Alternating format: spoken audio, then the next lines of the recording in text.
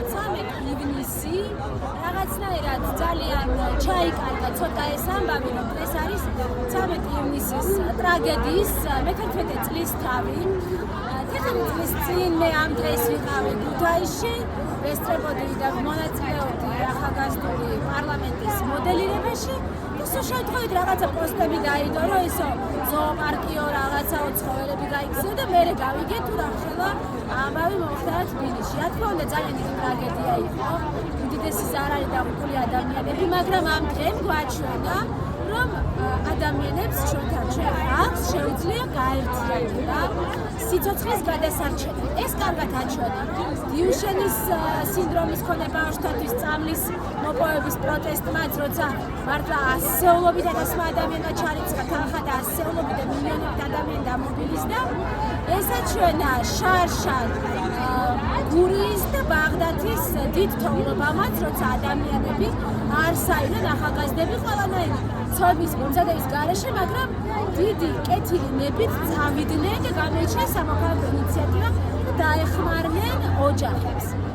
ეხლა მნიშვნელოვანი არის, რომ ჩვენ გავიაზროთ, რომ სიცოცხლის გადარჩენა გადავლახეთ უკვე ეს ეტაპი, რომ სიცოცხლის გადასარჩენად ჩვენ შეგვიძლია მობილიზება, მაგრამ ასევე მნიშვნელოვანია მობილიზდეთ ჩვენი უფლებების დასაცავად.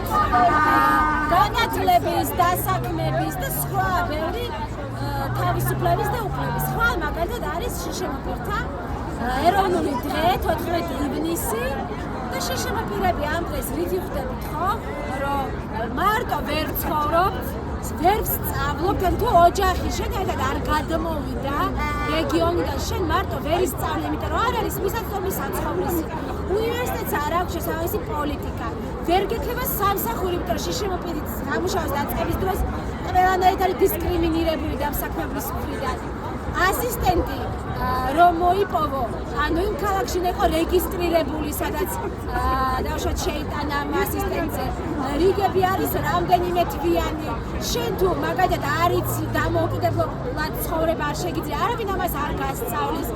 ან მოგვიანები დაკარგე მხედველობა, ან სმენა ნეტოში ჩაჯექი, ან თუნდაც სკოლა არ გაგივლია სხვადასხვა მიზეზების გამო, ხო ვიცით როგორი უკუნი წარსული გვაქვს და სიბნელე, ხო?